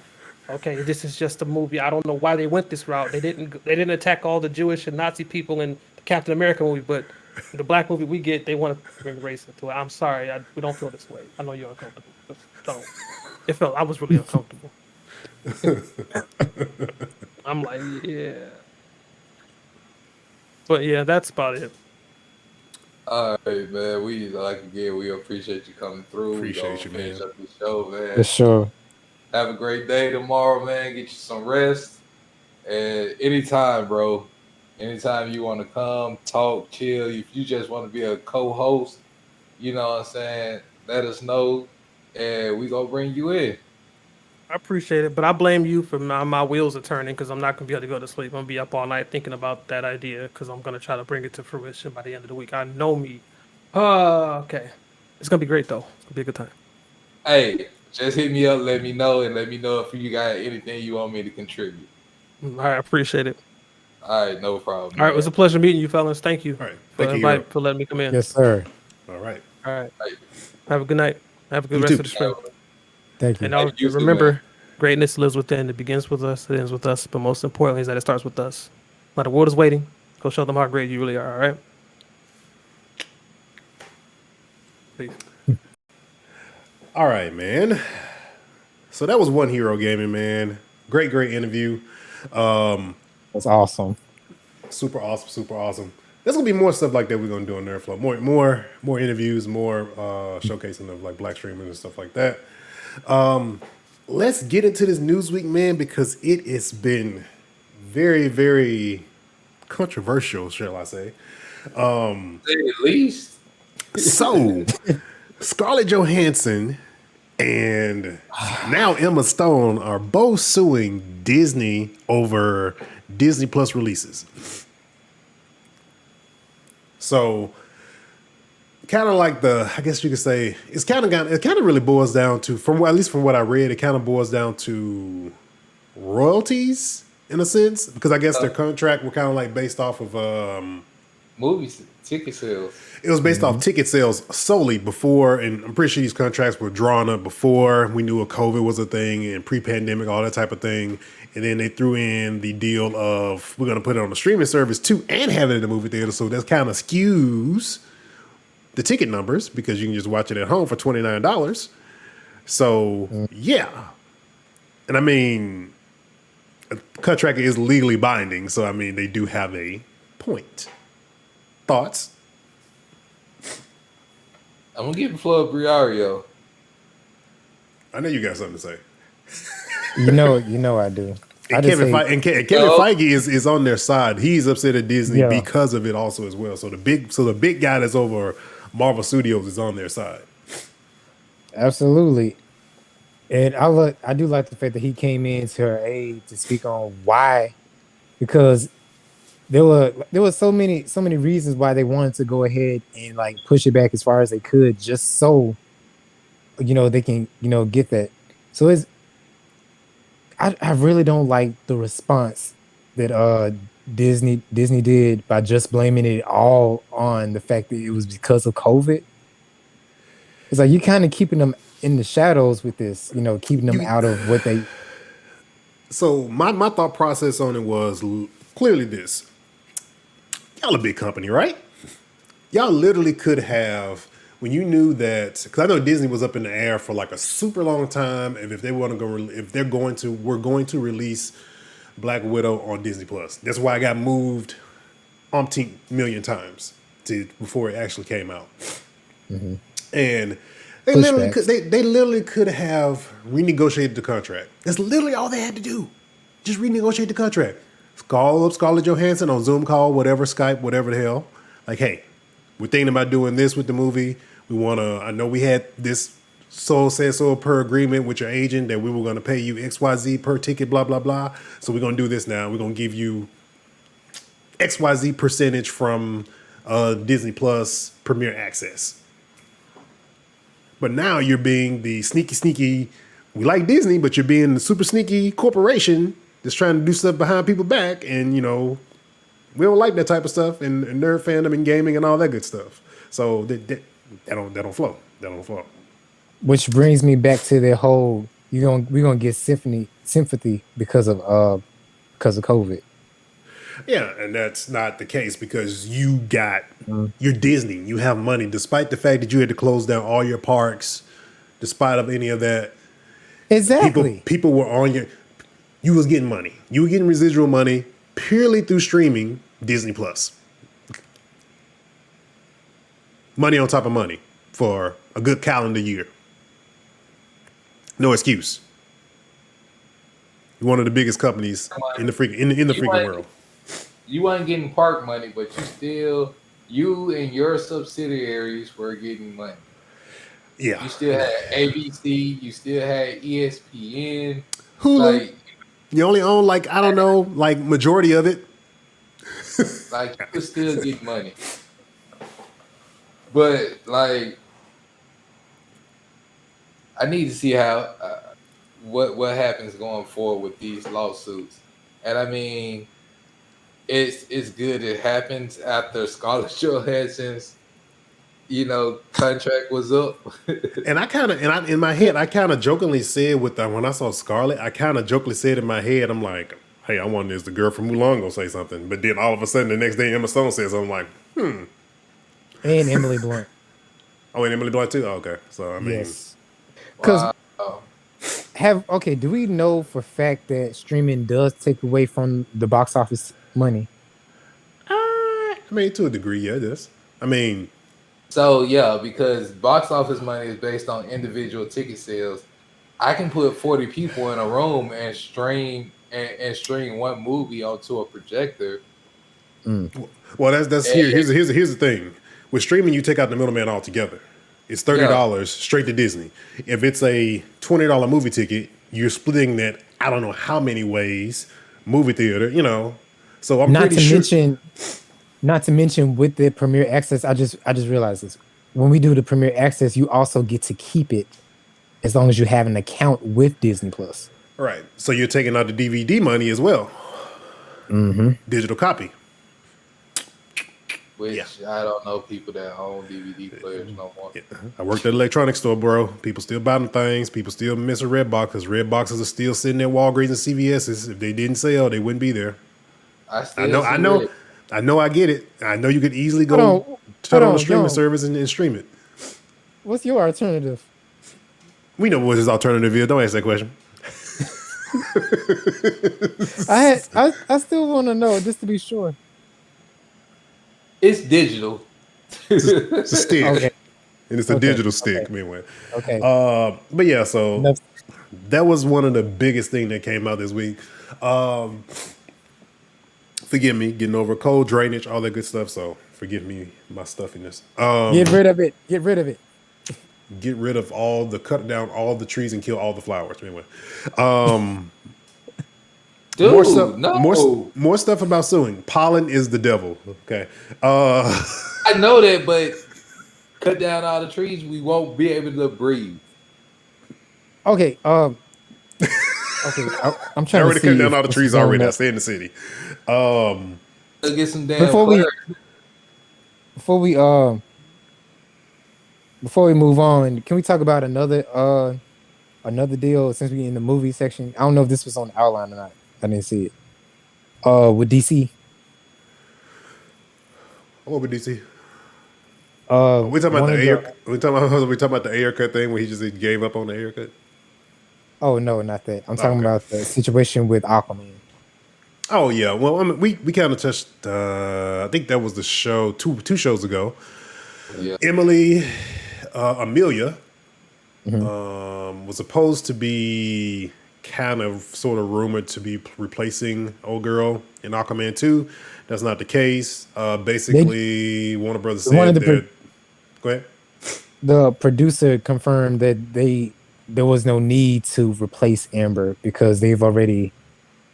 I don't know if they've already paid her to do the role or not, Yeah. and it's like there's no Basically, need in. y'all petitioning is not going to do anything. That's literally what he said. That's literally it in a nutshell. But y'all, Like they got rid of y'all Johnny, yeah. but she was able to stay around. But the funny thing, So the funny thing about that whole thing is, it's the same studio. It's Warner Exactly. Brothers. It's both Warner Brothers. studio, It's not two different studios having two different outlooks on it. It's the same studio. yo, y'all got rid of Johnny like that, who has a better pedigree, more movies under his belt. But guess what though? You got to pay him more money. Yeah, you got to pay Johnny. He's worth way more, and more notable than she is. He can sell a movie. Even now, She, because we're of the going to see situation- Aquaman because of Jason Momoa. We forget her. I'm just being real. So a lot of people are saying just because of this decision, a lot of people are saying that they're going to pirate the movie. They're not going to support it when it comes out in theaters. Like don't underestimate the fans. Don't piss off the fans. I mean, what? Just to, Sometimes in cases like this, we kind of overreact in relations to whatever their situation was. It's And- more and- like and- HBO Max too. So But not even that though. But people overreacting over her being in a movie when what if she only has 10 minutes in the movie? So you're gonna pirate the movie literally over her being in 10 minutes of, like, say, on average, an hour and 30-minute movie. Is that what we're doing? Is that what we're doing? She's not the main character. She's the girl. She's the wife. That's literally it. She's not. She probably ain't gonna be in maybe one action scene, maybe possibly if at all. It's not Aquaman and whatever the hell her name is. I'm a comic book person. I should know this, but I'm drawing a blank right now. Mara. Yeah, so it's like Marina, it sounds like Yeah. Marina, Something Marina like or something. something like that. But who really even like? Come on, nerds. Let's be smart about our decision, and then we're gonna be mad because if y'all tank the movie by doing this, man, how come we ain't getting Aquaman 3? Because y'all jumping the gun on council mentality, as y'all always do. Jumping the gun as always. Let their business be. In some cases, social media is it can be a very bad thing because there's a lot of stuff that probably went down before social media in the early 90s that we don't know about, that we probably just learned about till now. But because you have this very super easy access to everybody's live, you want to react It's to really, you can't really say social media. You just have to say the internet. Yeah, no, I know, but I'm just saying, like The internet. you It took have a while for news to circulate. yeah, but you had this access to what went down in their relationship. Yeah. Where in the 90s, you would have just heard about it on Entertainment Tonight. But if you didn't watch Entertainment Tonight, but guess what? You didn't know. You had no clue because you don't watch that shit. So, I mean, nerds, don't be stupid. Don't sabotage Aquaman movie she's probably going to have maybe 5 minutes in the movie total. And probably a total of about 35 lines. So, yeah. More suing stuff, if we keep the train going. Activision, Blizzard situation that went down with their frat mentality. Employees did a walkout on Wednesday, Thursday, something like that. No, I thought it was Wednesday. I think it was Wednesday. My days get mixed. Yeah, so they did do a walkout. Their CEOs do damage control in these type of situations. I mean, I get you can't be a part of every situation, but you are the figurehead. You know, you get paid to kind of make those type of decisions. You get paid the big bucks, the big unnecessary So bucks. you need to put the right type of people to provide you with the information. If the people How I look at it is if the people that you put in place are not providing you the information or not telling you these things, then those people should be fired. That's simple. Because I mean, in a lot of cases, let's be honest here, management supervision, it's I don't want to shit on anybody's if you're a supervisor or manager, but and a good majority of managers type people are just delegators and and reap the rewards. Simple as that. No, I'm glad I'm not in that category. I'm just saying. But I work. there's some people there's some leaders that are legit good leaders. They are of the people, and it shows because they ride for the people that are under them. But then there's some people they're literally just order come from up top, order come down to small person that does stuff in field. That's literally it. But I mean, like this has been my beef with my job with other people in the same position with me, which is why I'm glad I'm changing positions. Is they don't like how I hold up for my team. They don't like how I do the same work as my team and make myself stand out apart from them. And they're starting to get questioned why you don't do what he does. yeah, because people like to be like, oh, you are oversaid team or leader or ed said of whatever, and oh, I just delegate and just sit back. No, a leader does exactly I can't ask somebody what you just I can't said. ask Lead. somebody I can't ask somebody to do something that I'm not doing. Right. Exactly. My exact point. But yeah, but back to the Activision thing is, CEO put out a statement. I don't know the probably the full gist of it. But it's just really bad culture over there. I mean, people have always depicted Activision as the bad guy of video games, and is kind of really showing that culture has come, that it's coming out. It's coming out. So let's see. Batman Long Halloween. Yo, when I say this, part 1 and part 2 are dope. You got Jensen Ackles as Batman. Of course, we've been wanting to see him as. Yes, you got Jensen Ackles as Batman. You know what I'm saying? And it's a whole murder, like legit murder mystery. And most of the time, in most cases, when you have a Batman movie that is a part 1 and 2, typically is really good. Anytime there's a Batman movie that has 2 parts to it, it's real good. And it just only Batman makes Returns me, 1 and 2. but it just only makes me just want Warner Brothers to focus more on the animation side of their superhero. Like they do animation, like they have that over Marvel. I will give them that. We said it on this podcast all the time. We But said it. Yeah, We said it all the time. Every That is their strong suit. Marvel doesn't put out any animated stuff unless it's just going straight to their like Disney XD. That's the only animated stuff they really work on now. They don't like now with Loki. But we're not interested. I don't think That's what I'm we're saying. interested because They've created this live action universe to really bring all these stories to life. We don't want to see animated anymore because now you can just literally just do a show for it pretty like much for the most. I literally haven't seen anything different as far as like just going back and seeing the classics. But I'm talking about like recent work. The only thing I've seen was, I'm not saying that like there's like animated wise from Marvel. They're nothing. not doing it. They're not. I think that department is not even doing nothing right now. Aside from they probably worked on What If. That's it. but like it's just that cast in that movie, in that Batman Long Halloween, the road gallery that they have in there, and then for it all to boil down, and it's not even who you think it is. Also, Just they throwing you like, off in like a lot of situations oh, you as to throw it who it all is. the way off. Like of course, I figured out who it was. Like halfway. before the reveal. Yeah, I figured out who it was before the reveal. It only made sense.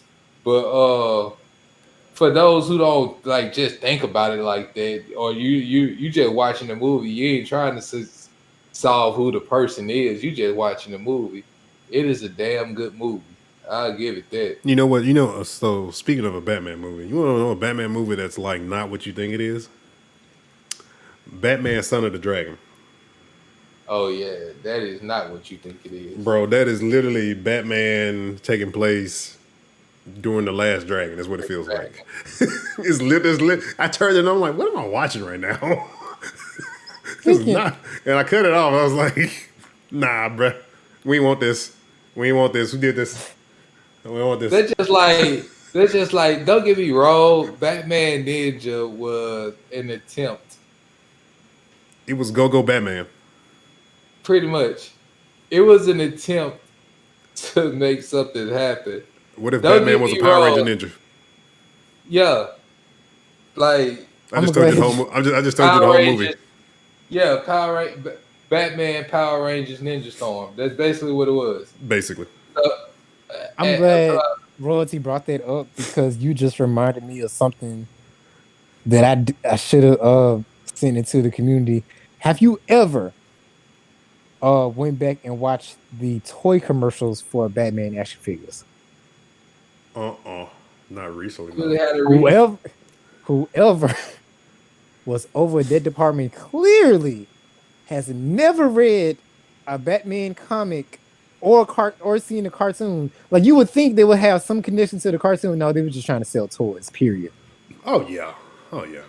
Oh yeah. Like, I watched- I mean, no, not to knock on kid or the kid, but I mean, kids stupid. This was the 90s. Now this is a 90s commercial. We like, wait a minute. We were Does it stupid. does it does it move? Does it have full arm and leg motion? Oh yeah, mama, you gotta buy me that. And it come with a karate chop action and all that laser eyes. Oh, and the cape moves too. Oh yeah, we getting that.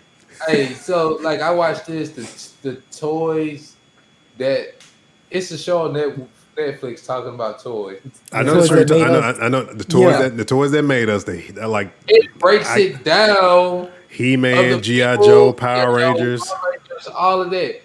They had like even with the Power Ranger toys, the Power Ranger toys that we were getting in America had already been out, and the American studios had no idea. So when they got ready to promote the stuff, that's why the songs don't match up. The background music for the commercials don't match up with the shows because these folks ain't watching the shows. They're not doing research or nothing. I gotta say this, and then we gotta move on from that Netflix show. The lady that created the block for Fox with Batman, with X-Men, all of those shows. Lord bless that woman. That's all I'm gonna say. When I found out who that was responsible for that, I was like, man, can we put the where is she hired at right now? Is she still working? She almost lost her job at Power Rangers, didn't make it. And just to think, before Ham Sabam got a hold of the that genre of Japanese shows, Stan Lee was trying to actually bring it to Fox first. Huh. I think I remember. I did remember that. I watched it like a long time ago. Stan Lee Stan Lee went to Japan in the 70s and was watching those shows and was trying to bring it to America back in the 80s, but they didn't. Of course, Americans didn't understand it, and the go ahead. I gotta the way Hams like the way Haim Saban came in. Yeah, Saban came in and pitched the idea and said, "This is how we're gonna do it for little or no money, and still make it work." Is why Power Rangers is still everything else failed after a season or two, but this is why Power Rangers is still active today because of that. VR Troopers, Beetleborgs, Masked Rider. Yeah, some of your young cats Rider wasn't nothing but Masked Rider was just Kamen Rider. Yeah. And Kamen Rider was like the first Sentai show that they ever had in Japan, and we was getting footage from the 70s and the 90s. Yeah, most definitely. Yeah, no, that's true. What you got? And let me What you got, bro? tell me. I want to know. That kind of makes sense to me because there was this segment that I watched on Disney Plus where, like you said, Stan Lee was going to Japan. He actually introduced him to Spider-Man. There was this Ooh, idea. that Japanese Spider-Man show. Spider-Man, yeah. Yeah, that one. He had a Zord. He had a Yeah, Zord and everything. Yeah. Yeah, bro. No, That wasn't working for me either. that is on the same level as the live action Thor show. Yeah, you just. Yeah, yeah. I probably went over your head because you too. Yeah, but there's a live action Thor show. You don't want to see it. It's just as Oh, bad. that was a lot. It's just as bad as Spider-Man. Yo, Probably like worse. for real though. is that the one where they cameoed with the old Hulk? Yes, I Yeah. believe so. Yes. And I was just gonna bring that up. If you go back and watch the old Incredible Hulk show, and it's just like, yo, like we were really fascinated by this shit. Wow, it was so early early on, very early on. Really? Oh my Speaking god! of No. speaking of Netflix, the segue, Netflix is looking to get into video game streaming. Oh yes, So please there's elaborate on that. They're getting please. ready to roll out a service at supposedly at no additional charge to the subscribers and offer video games. It's basically going to be their version of. And the funny thing about the headlines that I saw when this came out is like, PS Now and Game Pass should be worried. First of all, whoever wrote that article, you probably knew zero about video games because one, Xbox Game Pass does not stream. PS Now does, but they barely have. It's like the old part of the catalog, like PS1, PS2, PS3 games that are streamable. They're more of a competition for Stadia and Luna. Probably more for Stadia, And that's it. and that's literally what they're doing. They're getting into video game streaming, and I mean. I can honestly tell you, I've tried, and Young knows this, I've pretty much probably tried all these streaming services. Like, hands down, I have 1,200 down and like 35, 40 up. Game Pass needs some work from the streaming perspective for what I was trying to do. Stadia is freaking seamless, bro. Yeah, Like, Stadia. it is seamless. And that is where I go back and give it to Google. Where it's like Stadia is pretty much head and shoulders above everybody else. I'm pretty sure Amazon is going to try to catch up with Luna. Luna's still in early access. I had actually an opportunity to take part in the early access, but they wanted me to buy a controller, and I'm like, Stadia doesn't ask me to do anything aside from just take my controller from what I already currently own, which is Right. an Xbox, PlayStation, and just plug it in and I can play. No And that was additional proof I is got needed. that because with Amazon, because I'm a Prime member, they sent me that same offer, and I had to buy the controller. And I was just like, it looked too much like an Xbox controller for me, and I feel like I'd be disrespecting my lower base. So, but yeah, like I wasn't finna buy another controller because exactly what Royce just said. Even if I'm star PC gaming and I don't want to be mouse and keyboard, I can still use my PlayStation controller because that's what I'm used to using. Yeah. So So Stadia yes, because Stadia is literally the competition for this Netflix thing. You know, but the funny thing about that though, too, this is this really funny thing about all of this. GameFly is still thriving and existing through all of this. That is probably, and that is probably, and I'm gonna tell you a secret too to some of these people that's looking for PS5s. That's the spot you want to be a part. That's the spot you want to be a member of to get your hands on a PS5 because GameFly gets PS5s, and all you have to do is be a GameFly member to be able to get one for 30 days. You're welcome. Let's go. Black Panther expansion hits August 17th. Finally, we got a date. Came Can't think of the gentleman name that's the voice actor for God of War, but he is the voice actor for T'Challa. This version of T'Challa in the Black Called Panther. Say what's his name again? TC, the guy from Living Single, No, that's not him. It's a different guy. It's different. They sound alike, but it's not him.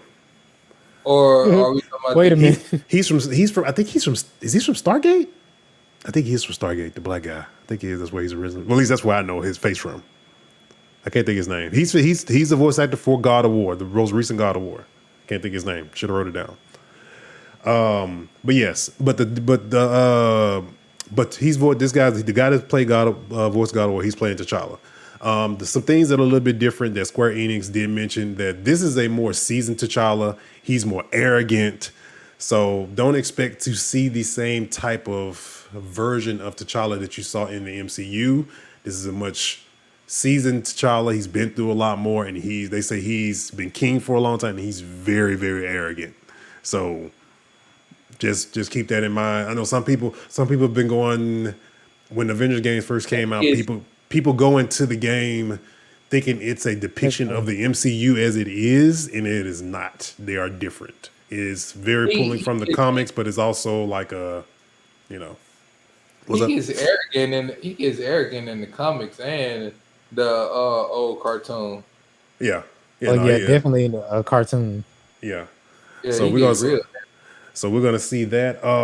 So I played I have Avengers. I bought into Avengers when launch happened, but I played some over the weekend with the early access. And for some reason, it didn't come to Xbox. I'm not sure why.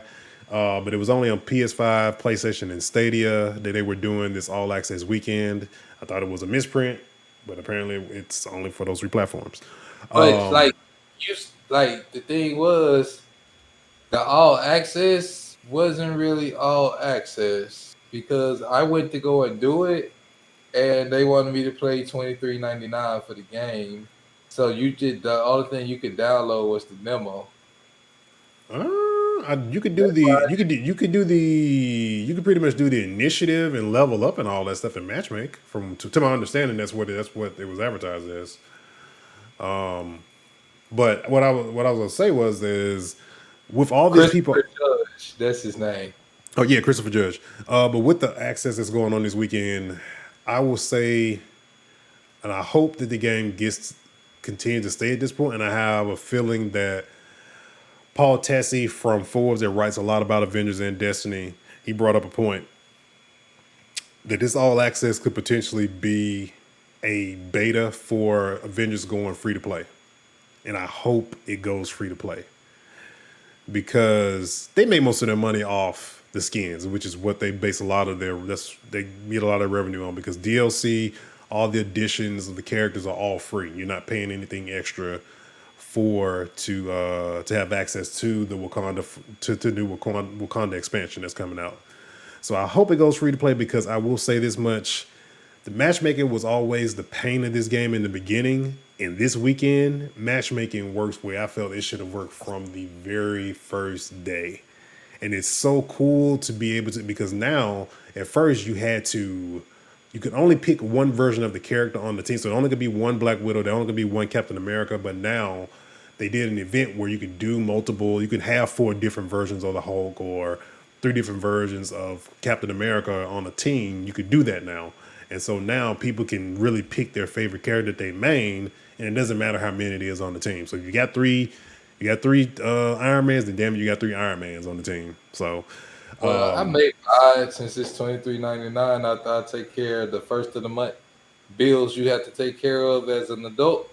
So depending on what the money looks like, I may buy it. It's only $24, and we may start streaming it as a team. It's I would say, like I said, with people being able to matchmake with like it was last night, because my Captain America is my main, and I have him up to level 120 or power 120, max power level to do the new raid, which is called Omega Threat level. Family Reunion is 150. So that's the actual raid that they have within the game too as well. But yeah, hopefully A lot of things. Spider-Man I see a lot of Spider-Man. Yeah, because it's Spider-Man Day, bro. What you mean? See, I'm sorry, I had to do all this moving and stuff, so I'm just here for a brief little cameo here. Hey, everyone. Yeah, What's because we what's finna this? get off. Yeah. Yay, I got on before you got off. Yay. But we got And two. now, We have two more topics, and since you're here, I have a question for you. No, my question is, does it pertain to somebody who just got released recently? yes, sir, it does. Well, here's my honest view of it. You pretty much let a creative genius go. Honestly, I said this when he debuted The Fiend. If he wasn't doing this, he would have been great at horror movies. Because Very to much be so. honest with you, The Fiend is basically a horror movie character, an evil persona behind a smile. Yeah, So this man has sold out a whole lot of merchandise, and you gonna just let him go?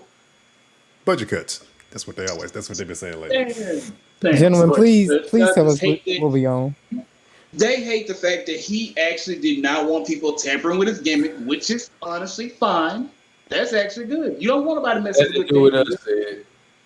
us, said. It's More wrestling, more wrestling stuff. Yeah, yeah. It's like it's just like you can't just sit here and get mad and try to water that stuff down. Then you're gonna give basically his gimmick to a woman. Not to say that that's bad, but still, it's like, come on. that's and the thing with that is with the her basically taking his gimmick and now using it. It's probably in their best interest to kind of kill that real quick because she's going to receive a lot of backlash, even though it's not her fault. So there you go. It's I honestly say that it's like I said, it's just bad business, man. The man was bringing in money, like top merchandise that outdid Cena and Roman, and those are two big names. So for you to outdo them, that means a lot of Yeah, people love them. yeah. Another thing that came out this week with pro wrestling stuff, WWE had their investor call. The key statement that came from the call was that because AEW is a new company that is becoming on the level of WWE, and he basically said that he doesn't understand what their investment is in their talent, blase, blase, blase, and we should give them more talent. And then the next day, this release happens. From this whole little statement, man, it's becoming more apparent. It's becoming more and more apparent that Vince is it's time. It's time Insert because foot in mouth. yes, the things that goes on with their other show NXT. For those who don't follow wrestling, it's their developmental show that they have with the talents that are coming up. This is my honest opinion, and I was watching a podcast of JD from NY, and he gave a very great example. I feel now because what's happening with the guy Karrion Kross when he lost to Jeff Hardy in like fucking 3 minutes. I think he's punishing Paul Levesque, Triple H, who's over NXT. I think he's punishing him for not being able to beat or to snuff out AEW when they were going head to head on Wednesdays. So I feel like he's underlining upset. So every time they send somebody up to Raw SmackDown, I feel Vince is just sabotaging his own son-in-law. I really do. And So Vince is, and see, it's almost felt like this. That's why I hated when WCW and WWF combined, which I never knew that. I always thought they were versus each other. Didn't know Vince McMahon was just really the puppeteer over both. And Well, it became that way. well, yeah, it's like autumn. But what's crazy was the guy Eric Bischoff, who was like one of the biggest figureheads, actually was not. I think he tried out for WWF like years ago, and then it was like great revenge for him. But then Well, Eric it was was so trying to. Well, quickly. Eric was actually trying in behind the scenes. Because I know Young is more of a watcher of WCW back during that time, and behind the scenes, Eric Bischoff was working with some of the higher up people from I think either AOL or Time Warner at the time, trying to buy WCW from Ted Turner to kind of fully take it over, but AOL Time Warner, same company that's DC. snatched it out from under them and sold it to Vince McMahon. And the thing was, it was because Vince had the pedigree. Vince's dad used to own what became WWF. Vince's dad owned that, and Vince ended up getting it from his dad. Yeah, and he pretty much snuffed out all the because territories and all that stuff. Yeah, because wrestling was regional. Yeah, You had Southern wrestling, you had Midwest wrestling, you had East Coast, West Coast. And what Vince did was came through and snatched the talent and consolidated everything. He was offering more money, and he was offering, superstardom. I mean, because I think what it was, did it say Hogan was originally from like Michigan or? He was what was he? Was the AWA or Mid-South? I think it was AW something or I think it was something. AWA, yeah. But and he totally revamped Hogan's image and gave us the Hulk Hogan. Correct. So look at you. You know some stuff about some. Look at you. I'm proud. I know old wrestling, bro. I know old wrestling. Look at you. I don't know new wrestling. I know old wrestling. I mean, I'm the historian on this, man. But you know what I'm saying? And to me, that's when wrestling was fun and the stories felt realer because 100%. You know, it was more of it made you feel like it was real. Yeah, because it's a mixture. It's a mixture of, entertainment, storytelling, and it's, in our world of words, kayfabe, which is like, we know it's not this, but they make it seem like it's really that the good guys and the bad guys don't, talk to one another, or you don't see them together as friends or on Total Divas and stuff like that. Anyway. Like when you go, when you got Bret Hart walking down the hall, sweet chin music. Shawn Michaels walking down the hall, sweet chin music, everybody, and you just like, that's what it really does in your head. Like, okay, this really ain't real. I ain't seen no blood shoot out nobody's mouth yet. But then you got them folks like Mankind back in the day, or when he was Dusty Rhodes or whatnot, that was actually cutting themselves. Yeah. So, it was just like crazy, bro. That's why I ended up getting away from it, because you saw how non-real it was really starting to look. Yeah. Maybe I was getting my adult eyes, and that's what happened. Sometimes Royalty. Missionary position. Oh yeah, Roman Reigns. That's the line of 2021. The same old music and the same old haircut and the same old T-shirt. And Roman said, "It's like missionary position every single night." And the tribal chief, he don't like that. He don't like that. I'm gonna tell you this much, man. Roman Reigns, every time I see this dude on TV on Friday nights, this dude just makes me freaking like, I kid you not. When I see him, like, just his facial expressions, I just freaking like crack like a side smile. He's like a Samoan mob boss. I don't watch wrestling, but I know who Roman Reigns is. And at one point I was just like, somewhere Jason Momoa's or Roman Reigns' daddy got some explaining to do, because they look like they could be brothers. Bro, just look. You could just watch, if you just watch like some of his, like, just go on YouTube and just look at, like, go for some of his promos. Like, it's just some of the stuff he says. Like, it goes from them how they are now, where a lot of the guys, they write their, back in the day, Stone Cold, he would just freestyle a half of the stuff that he said. You would give him just like, this is the bullet points of what we need to touch on, and he'll just go. Now a lot of the guys now are, here's your script. It don't work that way for everybody. Some people can't talk, and yes, you may have to write this stuff for them, but there's some people you just need to let them just go. And Roman Reigns was one of those. Who? Bray Wyatt. Oh yeah. Oh yeah. That boy would talk in circles, and you just trying to, he would just definitely talk in circles for sure. For sure. All right, man. That was I guess my biggest gripe. That was my biggest gripe. He honestly, after Taker was gonna be gone, he was gonna be the new horror type of wrestler. Like He could have been. I mean, the also I'm gonna say this much, and then we're gonna go to the last topic. The two biggest things that killed him was him not beating Cena, and then the following year, him not beating Taker. If he would have beat Cena at Mania the year before, and then went on and have him beat the streak instead of Brock, he would have been in a better place. he ain't lying. 100%. All right, man. So today's Spider-Man Day. As you could tell, me and Bro, you'll have on, Spider-Man gear.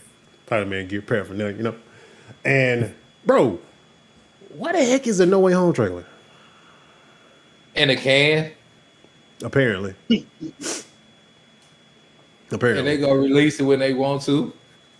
So when do we think we are going to get this trailer? I'm thinking Shang-Chi in September. I was gonna say the same thing. Yeah. More than likely. That's. I feel like that's a good point for Sony to insert that movie into a Marvel movie. I mean, November's too close. November's too close. Late. They can't do Eternals at all. Eternals is November. That's too early. That's too late. Late September is perfect. Yeah. Yeah. Because Shang-Chi is coming out on September the 3rd. If you release the trailer too early, you ain't doing nothing but just aggravating people. Yeah. I mean, we got to get something. Like I said, we got to get something. We've kind of low-key's kind of ended, so it's kind of explained everything that is going to tie into that movie. I feel like, August, we got to get something. So, why are some people saying they don't think that What If is going to tie into the series and movies? Why are people saying that? I think it is. I really think it is. I think it's going to. I think it probably ties more back to the branching of the timelines, and it's just probably a more or less cost-effective way to tell some of these these stories, and having to do a live-action version of a What If. With these high-dollar actors versus using their voice versus their likenesses and their voices. You know what I'm saying? So I feel like it is. I feel like people. I feel like just how I underestimated low-key when it was announced and how it was more impactful than it is. I feel people are doing the same thing to What If, and then they're like, and then I feel like first 1 or 2 episodes they're gonna be like, oh crap, and then and then they're gonna start buzzing about it. Is it because it's animated? You think it's because it's animated because people feel this way? I think that's what it is, because people never really see. That's why I said what I said about like Venom and the Spider-Man Into the Spider-Verse. Mm-hmm. I still feel that same sentiment about Miles Morales coming into the live action Spider-Man. I feel like he's gonna come from the animated world to be lifelike. I think that would be just the first. That would blow people's mind, because they've never done that before. And then and then at that point they're like, oh man, anything can happen at this point, and then people are gonna show more interest into animated stuff because of that. Since it's animated, and the other thing is Disney already did that with Star Wars. Right, exactly. They because Clone Wars fits into the timeline. Right, fits into Mandalorian. Yeah. Yep. So they already did that with Star Wars, Mandalorian, and all of that. Yeah. There was so many people lost it, like they have never seen not one episode of Clone Wars. Because people pass it. Because people passed it up back in the day when it was coming on, because they just thought it was it's just another. They didn't think it tied to the movies. I watched the first season of Clone Wars when it first dropped. I forgot how long ago that was, but it showed, as I was watching it, oh, this is what happened in between Anakin being a teenager. This happened between episode 2 and 3. Yeah. And don't forget Rebels.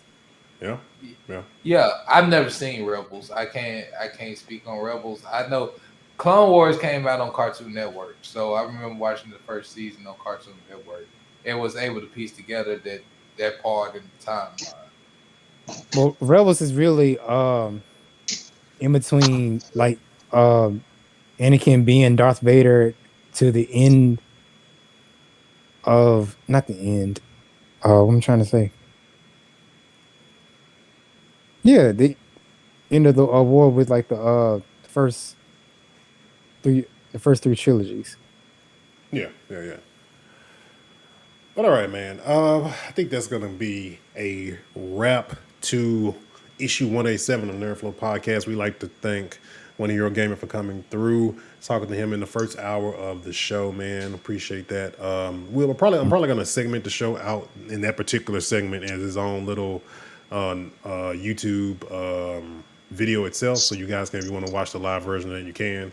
I'll throw that up on the YouTube channel. But yeah, man, we will catch you guys on next week for issue 188. Yeah, we will have All Happy right. Spider-Man Day and live life like Bruce. You're no one. We will have another guest next week.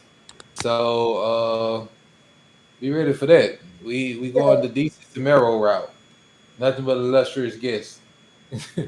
So Yeah. but yeah, man.